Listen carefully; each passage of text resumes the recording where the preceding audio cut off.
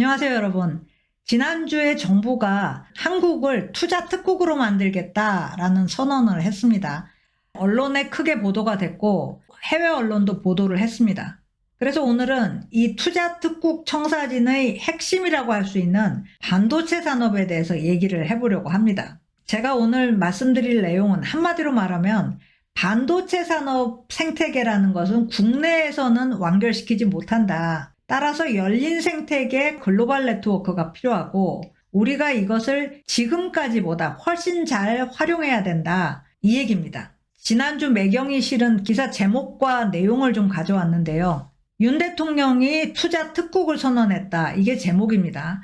용인에 세계 최대의 반도체 단지를 만든다. 그리고 내용을 보면요. 국가 첨단 산업의 그랜드 전략이다. 그러면서 전국 15곳에 첨단 산단을 조성하겠다. 여기에 6개 산업이 들어갈 거고 총 550조의 투자를 민간으로부터 유도할 거다. 이런 내용이 있습니다. 자, 그 중에서 삼성전자가 용인에 300조를 투입한다. 이게 뉴스의 핵심이죠. 그래서 710만 제곱미터 규모의 반도체 클러스터를 만들 거다라는 겁니다. 자, 이 클러스터는 2042년까지 단일 단지 기준으로 세계 최대가 될 거다. 자, 그리고 용인에만 있는 게 아닙니다. 기흥, 화성, 평택, 이천 지역에 이곳이 우리나라 반도체 생산 공장들이 있는 곳이죠. 요 세 군데가 삼성전자고 이천이 SK하이닉스입니다. 그뿐만 아니라 그 근처에 있는 소부장, 소재 부품 장비 기업들 다 이 클러스터에 들어올 거고 판교까지 연계를 할 거다. 판교에는 패블리스가 있습니다. 설계 기업들이 있죠. 이걸 다 연계해서 반도체 메가 클러스터를 만들겠다. 이게 정부의 구상입니다.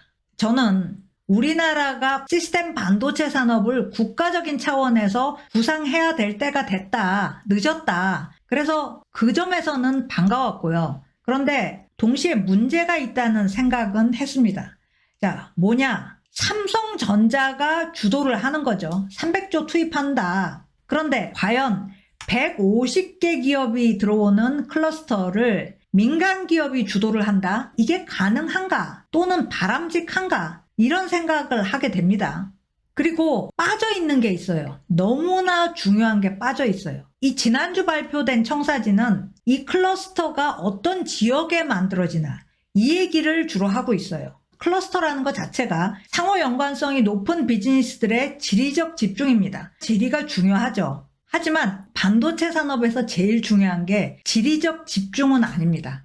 지리적으로 집중하면 편리하고 좋죠. 왔다 갔다 하기 쉬우니까요. 하지만 산업 클러스터라는 것이 중요하긴 하지만 많은 경우 핵심 성공 요인은 아니고요. 특히 반도체에서는 핵심 성공 요인은 아닙니다. 자, 왜 그런가를 보겠습니다. 반도체 생태계의 특징 때문입니다. 모든 산업 중에 가장 복잡한 생태계를 가지고 있고요. 또 희한할 만큼 글로벌하게 산재되어 있습니다.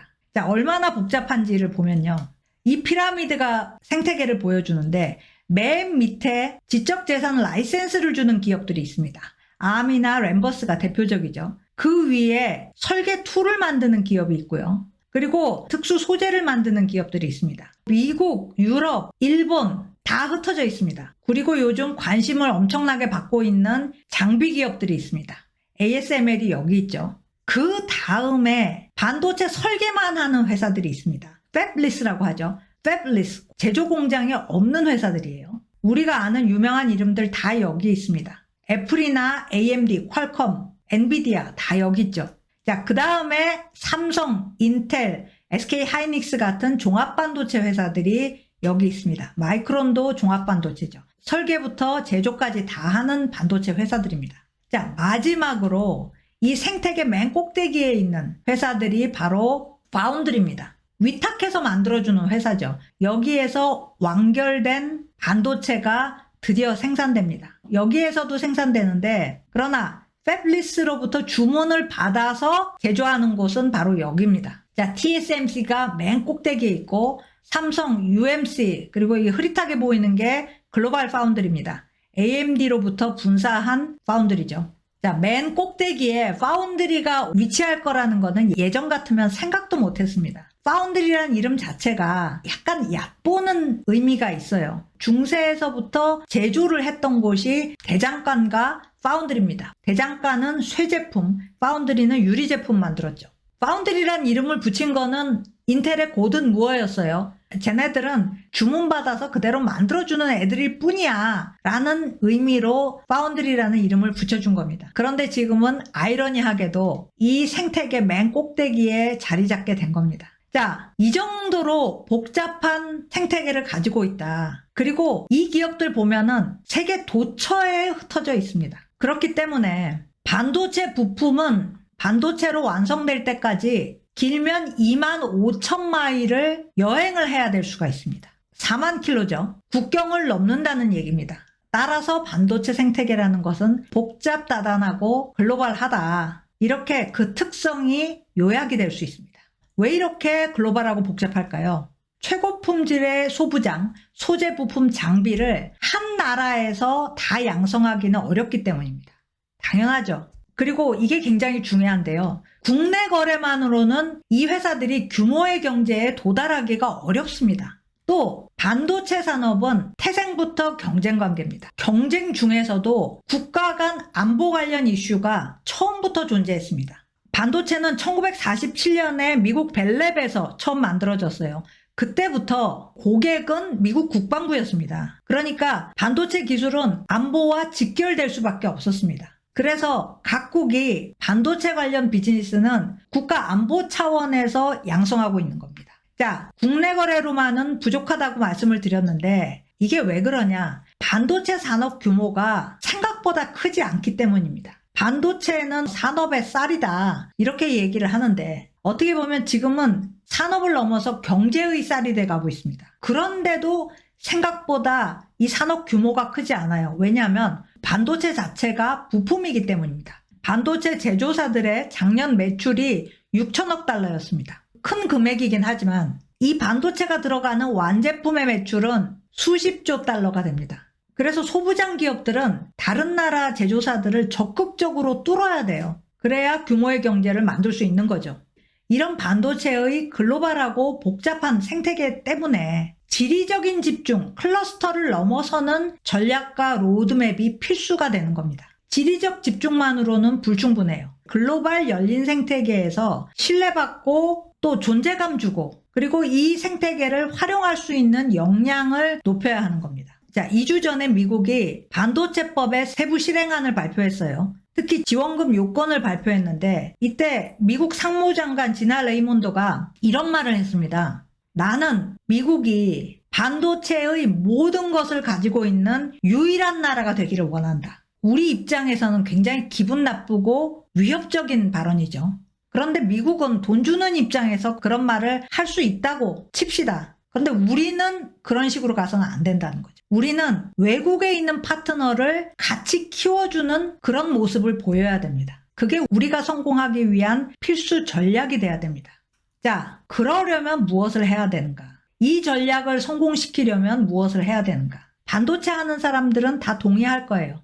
반도체에서 제일 중요한 것은 리더십과 양질의 인력입니다. 그리고 또 중요한 게 투자죠. 특히 적시 투자가 중요합니다. 자, 리더십부터 얘기하면요. 그러면 누가 우리나라의 이 국가 사업을 주도하고 지원할 것인가?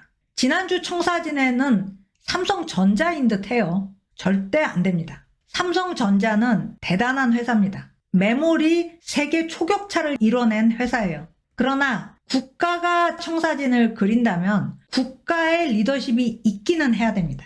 대만은 어떤 식으로 했는가? 우리는 대만 반도체의 아버지를 TSMC 창업자 모리스 창이라고 얘기를 합니다. 그런데 모리스 창 이전에 다른 사람이 있었어요. 리커팅입니다. 대만 경제 기적의 아버지, 대만 기술의 대부라고 불리는 사람이죠. 리커팅은 젊었을 때 중국 본토에서 경제 관료를 했습니다. 그리고 장개석을 따라서 대만으로 와요. 여기에서 한 5년 정도 산업부 장관을 하는데 그런데 장관직은 30년을 유지합니다. 무임소 장관을 해요. 무슨 일을 하느냐? 산업을 구상하고 투자하는 일을 합니다. 왜 이렇게 오래 하느냐? 장개석의 신임이 각별했습니다. 장개석 총통에 대해서는 평가가 갈릴 수 있지만 대만으로 온 다음부터의 부패 척결은 진심이었죠. 그런데 리커팅이 능력도 출중할 뿐만 아니라 대단히 청렴했습니다. 그래서 장개석의 신임을 받은 거죠. 이 30년간 리커팅은 딱 한 가지 생각을 했습니다. 어떻게 하면 대만에 좀 더 부가가치가 높은 산업을 가지고 올까? 그러면서 다양한 전자제품 제조를 관장했고 결국은 반도체로 결론을 내립니다. 리커팅은 미국에 출장이 있을 때마다 반도체 전문가들을 만나요. 그 중에 한 명이 모리스 창이었습니다. 모리스 창이 텍사스 인스트루먼트에 있다가 CEO 선임에서 떨어져요. 후보자들이 나와서 자기 비전 발표를 하는데 모리스 창의 비전은 파운드리였습니다. 그런데 콧대 높은 TI 경영자들은 이걸 안 받아들인 겁니다. 고든 무어처럼 수탁 제조하는 파운드리 그거를 왜 우리가 해? 이렇게 된 거죠. 그래서 회사를 박차고 나와서 실업자가 됩니다. 이때 리커팅이 찾아가서 모리스 창을 대만으로 데려오죠. 모리스 창은 대만과 아무런 연고가 없었어요. 중국에서 태어나서 홍콩에서 청소년기 보내고 미국에 와서 대학 입학을 합니다. 하버드에 한 학기 있다가 곧바로 내가 갈 곳은 MIT다. 그러면서 MIT 전기공학과로 옮깁니다. 이 연고 하나 없는 곳으로 리커팅이 모리스 창을 데리고 오면서 당신이 원하는 것은 무엇이든 해주겠다. 돈 얼마 필요하냐? 이렇게 얘기를 해요. 그리고 실제로 모든 돈을 다 대줍니다. 쉽지 않았습니다. 대만이 그렇게 돈이 많지 않았기 때문에. 그런데 어떤 식으로든 마련을 해줍니다. 국가 산업 예산의 3분의 2를 TSMC에 쏟아부은 해도 있었어요. 지금 우리나라에서 리커팅을 찾는다는 건 불가능하죠. 한 사람한테 다 맡길 수도 없고요. 하지만 국가가 지원하는 반도체 강국 청사진을 실현을 시키고자 한다면 적어도 10년 정도는 일관성 있게 관찰하고 감독하고 지원하는 조직이 있어야 됩니다. 클 필요는 없죠. 대부분의 일은 민간 기업들이 할 거니까요. 그런데 네트워크를 만들고 해외 네트워크에 신뢰를 주고 하는 일을 정부 조직에서 해야 된다는 거죠. 이게 필수입니다. 자, 그리고 우리나라는 글로벌 열린 생태계에 지금보다 훨씬 적극적으로 적응하고 대응할 필요가 있습니다. 대만은 우리나라보다 훨씬 더 일찍 글로벌 생태계에 적극적으로 접근을 했습니다. 대만의 이틀이 우리나라 키스트 같은 조직인데 이 기관이 유럽 각국과 미국에